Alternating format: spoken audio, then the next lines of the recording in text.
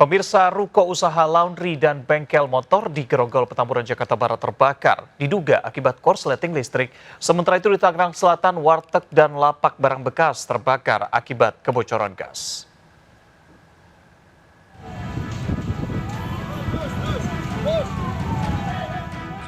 Warga panik saat api melahap dua ruko usaha laundry dan bengkel motor di pinggir jalan Latu Menten, Grogol, Petamburan, Jakarta Barat.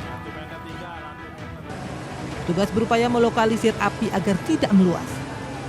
Diduga api akibat korsleting listrik di lantai 2 ruko yang dijadikan usaha laundry. 8 mobil pemadam dikerahkan ke lokasi. Sementara itu di Tangerang Selatan, kobaran api melahap warteg dan lapak barang bekas di Jalan Pondok Jagung. Banyaknya material mudah terbakar membuat api cepat membesar. Pemilik lapak barang bekas luka bakar saat memadamkan api. Kebakaran diduga akibat kebocoran gas di warteg. Informasi yang kita terima itu api diduga dari kebocoran gas pada saat ganti gas. Api bisa dipadamkan 3 jam kemudian setelah dikerahkan 5 mobil pemadam. Tim Liputan iNews melaporkan. Pemirsa, atap Tribun Barat Stadion Wibawa Mukti Kabupaten Bekasi rusak parah dan nyaris ambruk setelah diterjang puting beliung. Angin juga merobohkan sejumlah warung pedagang di sekitar stadion.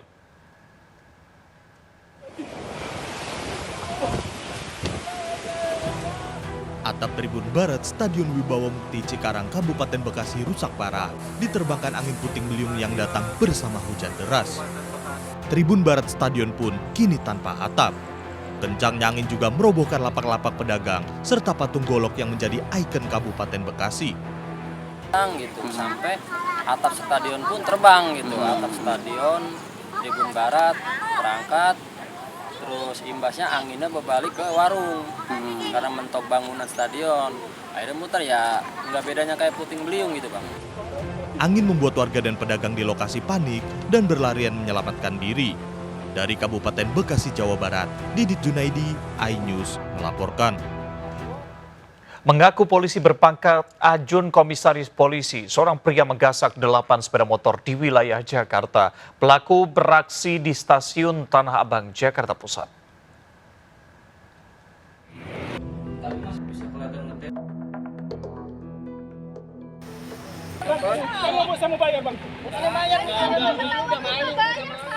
Mengutil barang di minimarket di Petamburan, Tanah Abang, pria nyaris dihakimi massa.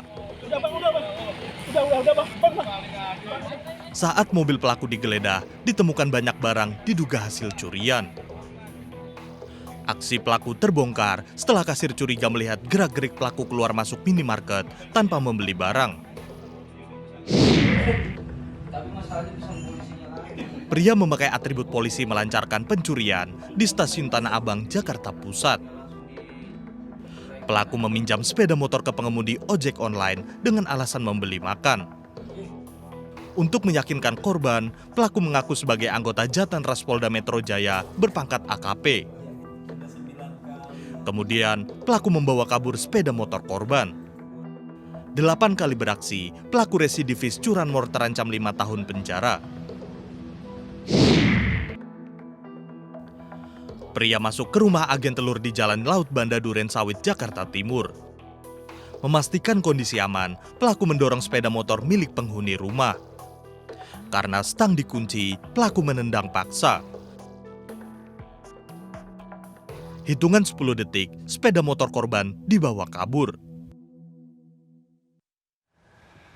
Pemirsa, pemeran film asusila Keramat Tunggak Siska E divonis 1 tahun dan denda setengah miliar rupiah. Siska E dinilai bersalah melakukan tindak pornografi.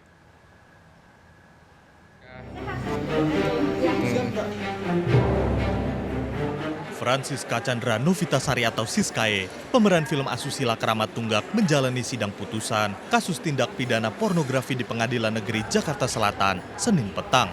Hakim menjatuhkan vonis 1 tahun dan denda 500 juta rupiah kepada Siska E.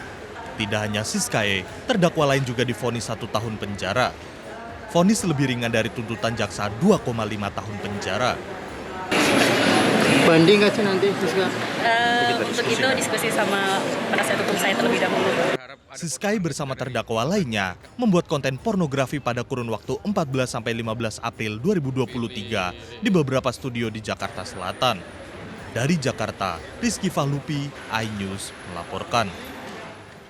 Berikutnya, Sandra Dewi kembali menjadi saksi untuk suaminya, Harvey Mois, dalam sidang tipikor kemarin. Sandra Dewi kembali dikonfirmasi asal-usul tas mewah yang disita pengadilan.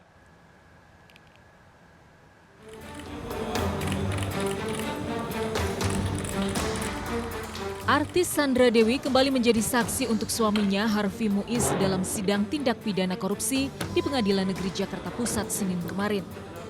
Kehadiran Sandra Dewi untuk kembali menjelaskan soal asal-usul barang bukti yang disita pengadilan, mulai dari 88 tas mewah, 1 unit apartemen, sebidang tanah, dan puluhan perhiasan. Dalam sidang, Sandra Dewi bersikukuh 88 tas mewah adalah hasil endorsement dan brand ambassador. Khusus untuk endorsement, tidak ada kontrak tertulis, tapi hanya bukti unggahan di media sosial yang ditautkan ke pemilik produk. Tentu masih perlu dikonfirmasi sekali lagi karena ketika saksi menerangkan mengenai endorsement, kita sampai dengan persidangan tadi kita belum lihat dokumen perjanjiannya seperti apa. Daftarnya, ya, tas ini namanya apa, lalu diberikan oleh toko apa, postingan Instagramnya itu ada semua fotonya. Jadi nanti dalam persidangan yang tadi diminta oleh hakim untuk kami melakukan pembuktian, kami akan lampirkan itu dengan secara detail. Dalam sidang sebelumnya, Sandra Dewi telah menyerahkan 1 koper bukti kontrak endorsement dan brand ambassador. Majelis hakim masih akan mengkaji seluruh bukti tersebut. Dari Jakarta, Indra Bahtera Harimugia melaporkan. Presiden Prabowo kembali melantik para pembantunya selama 5 tahun ke depan. Hari ini giliran para kepala lembaga, utusan presiden dan juga penasihat presiden yang dilantik di Istana Negara. Setelah dipanggil di Kertanegara beberapa hari lalu, artis Raffi Ahmad tiba di Istana Negara untuk dilantik sebagai utusan khusus presiden. Selain Raffi, juga terlihat Yovie Widianto di Istana Negara. Musisi Yovie dilantik sebagai staf khusus presiden.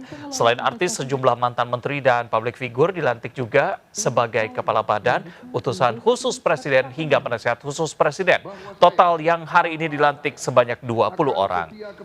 Sementara sejumlah mantan menteri ditunjuk sebagai penasihat khusus presiden. Jika ditotal dengan pelantikan menteri dan wamen kemarin, total pembantu Prabowo Gibran berjumlah 129 orang. Profesor mengangkat. Ya, jadi apa aja kita kalau diperintah untuk bangsa negara kita siap. Pembina. Pastinya ada, tapi untuk diskusi lebih lanjutnya lagi mungkin setelah hari ini. Udah disuruh, kan kita sudah diminta untuk standby dari beberapa hari. Terima kasih. Presiden dalam strategi ekonomi kreatif ataupun juga pemberdayaan ekonomi kreatif yang bisa jadi tidak hanya di satu kementerian lintas sektoral dan mungkin yang nggak jauh jadi pengalaman saya, pekerjaan saya selama ini. Kurang lebih gitu ya. Sementara itu, Prabowo Subianto akan mengumpulkan jajaran kabinetnya untuk mengikuti pembekalan di Akmil Magelang, Jawa Tengah. Pembekalan materi dan wamen akan digelar 3 hari, 25 hingga 27 Oktober. Sudah ada rekan Anissa Rizkia di Akmil Magelang, Jawa Tengah. Disa, selamat siang. Apakah Anda mempunyai informasi kapan para pembantu presiden ini akan datang ke sana? Iya, Reza dan juga pemirsa, saat ini nampak segala persiapan begitu dilakukan oleh tim protokol dari Istana Kepresidenan sejak pagi tadi hingga siang ini. Saya melihat begitu ya, banyaknya tim protokol Istana mulai mendatangi 2 lokasi yang akan dijadikan lokasi pembekalan para menteri Kabinet Merah Putih ini. Dan memang informasi yang kami dapatkan nantinya seluruh pembekalan akan terpusat di Akademi Militer Magelang, Jawa Tengah yang berada di belakang saya ini. Kemudian nantinya akan ada tenda yang digunakan untuk menginap para menteri beserta jajarannya di kawasan lapangan Golf Internasional Borobudur yang terletak sekitar 3 km dari tempat saya melaporkan. Dan tadi saya sempat menyambangi ke sana juga, Reza, ada nampak 120 tenda militer berwarna hijau didirikan di atas lapangan golf yang nantinya rencananya para menteri beserta jajarannya akan menginap di tenda tersebut. Selain itu juga nampak panggung serta beberapa mobil kendaraan dari genset juga sudah terpasang di area lapangan golf serta di Akademi Militer juga nampak begitu persiapan tengah dilakukan terus-menerus. Dan rencananya nanti akan ada pembekalan selama 3 hari mulai dari hari Jumat hingga hari Minggu mendatang tanggal 25 hingga tanggal 27 Oktober 2024. Dan ada pun 3 agenda besar, yakni diantaranya salah satunya penyampaian program pemerintah selama 5 tahun ke depan dari tahun 2024 hingga 2029, kemudian akan memberikan arahan teknis untuk kementerian serta lembaga, dan juga yang ketiga memperkuat hubungan antar anggota Kabinet Merah Putih. Demikian Reza, laporan sementara dari Magelang, Jawa Tengah, saya kembalikan kepada Anda. Baik, persiapan terus dilakukan untuk acara tanggal 25 hingga 27 nanti. Terima kasih Nisa melaporkan dari Magelang, Jawa Tengah. Pemirsa, Presiden Prabowo sudah melantik 48 menteri dan 56 wakil menteri Kabinet Merah Putih. Dibebani tugas dan tanggung jawab yang besar. Lalu berapa sebenarnya gaji dan tunjangan menteri serta wakil menteri? Kami punya ulasannya untuk Anda.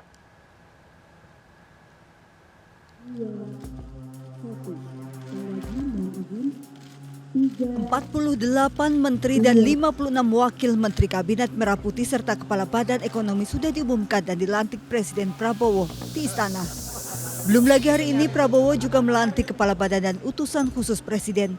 Gemuknya postur Kabinet Merah Putih tentu akan menambah beban anggaran. Selain untuk belanja kementerian dan lembaga, ada gaji dan tunjangan menteri serta wakil menteri.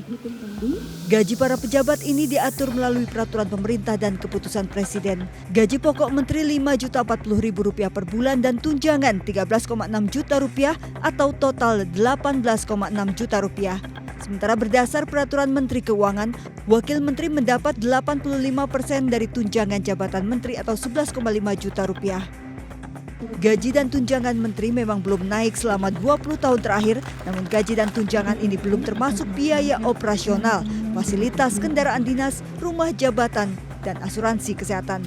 Jika wakil menteri tidak punya rumah jabatan, maka ia berhak menerima tunjangan perumahan Rp35 juta per bulan. Tim Liputan iNews melaporkan. Informasi berikutnya, akibat 22 siswa terserang wabah virus cacar air, SMP Negeri 8 Tangerang Selatan, Banten terpaksa ditutup. Kegiatan belajar mengajar dilakukan secara daring.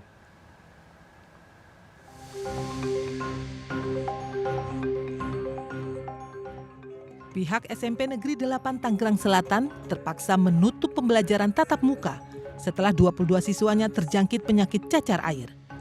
Proses belajar mengajar terpaksa dilakukan secara online. Ini dilakukan untuk mengantisipasi penyebaran virus cacar air. Dinas Kesehatan dan Dinas Pendidikan masih menelusuri asal penyebaran virus tersebut.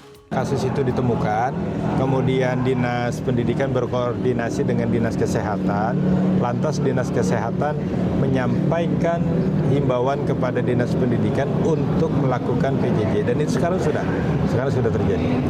Atau mulai hari ini? Udah dari kemarin sejak kasus itu ditemukan. Sistem pembelajaran jarak jauh akan diberlakukan hingga akhir Oktober mendatang atau hingga kondisi para siswa membaik. Dari Tangerang Selatan, Banten, Nunung Purnomo melaporkan. Berikutnya informasi kuliner bagi Anda yang mengunjungi Yogyakarta. Jangan lupa untuk mencoba nasi pedas dengan lauk tumpah ruah, camilan cakwe, serta aneka topping manis dan gurih dijamin membuat perburuan kuliner semakin seru.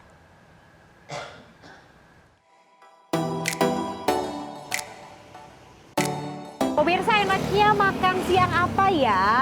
Aku pengen makan berat, tapi juga pengen makanan ringan yang manis dan juga gurih.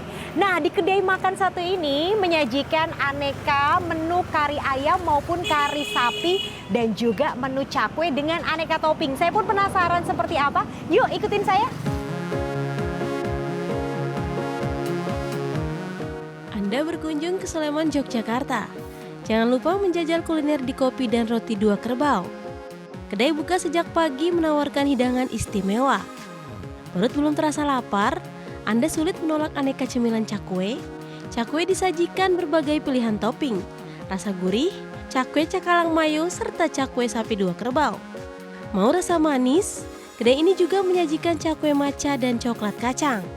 Setelah saya menikmati camilan, tentunya belum kenyang dong makan siangnya. Ini dia main course yang saya pesan di sini karena spesialis kari gitu kan ya. Bumbu di sini benar-benar otentik, 2 kerbau. Yuk kita coba bareng-bareng. Di sini juga menyediakan hidangan makanan utama. Suka rasa pedas? Coba mie sapi kari merah, ketupat ayam kari merah, bubur dengan taburan daging ayam dan sapi, hingga nasi pedas. Isi lauknya menggoda selera. Ada paru goreng, kulit ayam, telur goreng. Istimewanya nasi dicampur cabai serai serta daun jeruk. Kita ada kari dengan berbagai macam varian, topping, ada daging, ada ayam, ada ketupat juga mie. Terus ada cakwe, di sini cakwenya ada berbagai macam varian juga. Ada toppingnya, ada manis, ada asin. Tak perlu khawatir, meski hidangan cukup menggoda, harga yang ditawarkan cukup terjangkau. Mulai Rp10.000 per porsinya. Dari Sleman, Yogyakarta, Anissa Rizkia, Fadolikus Hendarto, iNews melaporkan.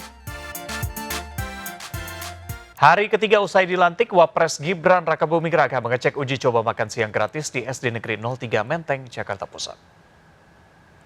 Selang 1 jam usai pelantikan Kepala Badan di Istana Negara, Wapres Gibran langsung bergeser ke SD Negeri 03 Menteng meninjau uji coba makan siang bergizi gratis. Masih mengenakan jas, Gibran mengecek menu makan siang yang terdiri dari sayur, lauk, protein, dan buah. Didampingi PJ Gubernur Jakarta, Gibran juga membagikan boks makanan kepada siswa.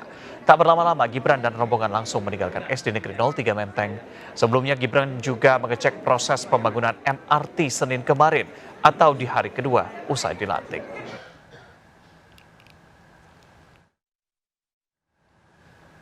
Presiden ke-7 Joko Widodo berhak menerima uang pensiun Rp30 juta setiap bulan seumur hidupnya. Uang pensiun ini melengkapi fasilitas lain seperti rumah mewah, lengkap dengan isinya, lahan luas, serta seluruh biaya perawatan kesehatan dia dan keluarganya.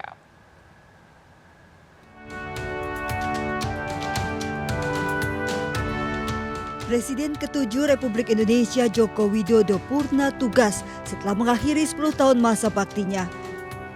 Presiden Prabowo turut mengantar Jokowi ke Halim Perdana Kusuma untuk pulang kampung ke Solo. Rabu pagi menjalani masa pensiunnya, Jokowi sempat terlihat keluar dari kendaraan dan masuk ke dalam rumahnya di Solo, Jawa Tengah. Menikmati masa pensiun dan purna tugas, Jokowi masih berhak mendapatkan uang pensiun. Sesuai undang-undang, presiden yang berhenti dengan hormat mendapat uang pensiun 100% dari gaji pokok terakhir menjabat atau 6 kali gaji pokok tertinggi pejabat negara Rp5.040.000 per bulan. Artinya Jokowi mendapatkan uang pensiun Rp30.240.000 per bulan. Selain uang pensiun, sama seperti presiden terdahulu, Jokowi juga mendapatkan sejumlah fasilitas, diantaranya rumah dengan perlengkapannya dan seluruh biaya perawatan kesehatan beserta keluarganya. Tim Liputan iNews melaporkan. Pemirsa, menurut World Risk Index, Indonesia masuk ke peringkat 37 dari 180 negara di dunia yang rentan bencana alam. Untuk itu butuh kemampuan khusus menangani bencana, terutama relawan yang bertugas. Seorang pria di Depok, Jawa Barat mendedikasikan hidupnya untuk membantu sesama mendirikan rumah relawan. Di sini, para relawan dilatih untuk membantu korban bencana. Kisah inspiratifnya hadir dalam Mereka Punya Cerita.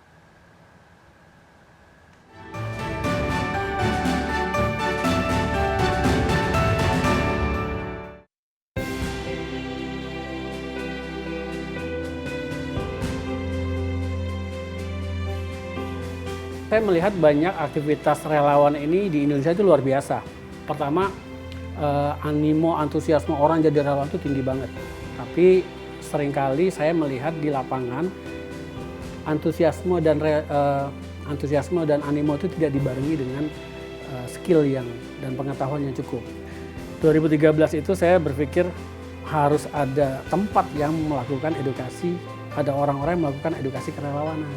Nah, itulah awal munculnya ide mendirikan sekolah relawan. Kita memberikan edukasi kerelawanan sesuai dengan kebutuhan relawan itu sendiri. Jadi mulai dari orientasi relawan itu untuk para pemula, untuk orang-orang yang baru mau belajar tentang kerelawanan, mereka belajar apa itu relawan, kenapa harus jadi relawan, apa saja kerja relawan, motivasinya apa, itu yang ringan-ringan banget ya buat pemula. Kemudian setelah itu kita akan arahkan mereka untuk ikuti beberapa pelatihan-pelatihan lain yang sesuai dengan passionnya mereka. Saat ini anggota, kalau dibilang anggota kita sebutnya berarti mereka yang sudah tergabung dan sudah teredukasi. Itu lebih dari 3.000 relawan itu tersebar di hampir semua provinsi di Indonesia. Kalau konflik pertama, yang pasti saya pernah ke Gaza. Ya, pernah diturunkan, pernah langsung masuk ke Gaza. Kemudian ya banyak cerita menarik tentunya di sana. Tapi kalau di lokasi bencana yang paling heroik tentunya Merapi 2010. Juga menarik ketika bertugas ke gempa Turki terakhir. Yang besar itu karena harus masuk ke lokasi bencana yang cukup parah dengan cuaca ekstrim minus 15 atau minus 17. Pemerintah pasti nggak bisa kerja sendiri. Maka relawan itu punya kontribusi yang luar biasa. Penanganan bencana juga ada kontribusi besar relawan. Indonesia negeri bencana yang kita membutuhkan banyak relawan teredukasi. Banyak relawan yang terlatih dan terampil. Disitulah peran relawan luar biasa. Cawagup Jakarta nomor urut 1 Suswono belusukan ke Pasar Bunga Rawabelong, Jakarta Barat. Cawagup Jakarta nomor urut 1 Suswono melakukan safari politik berkunjung ke Pasar Bunga Rawabelong. Mantan Menteri Pertanian menilai pengembangan pasar tematik di Jakarta termasuk pasar bunga dan tekstil perlu terus dilakukan. Sebelumnya Suswono menyapa warga Srengseng, Kempangan sambil makan siang bersama di warteg.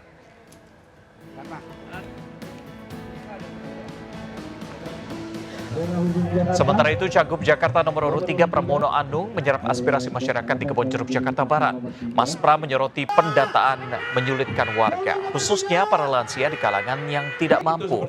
Pasangan Rano Karno ini melihat banyak lansia yang belum mendapatkan kartu lansia hingga kartu Jakarta Sehat.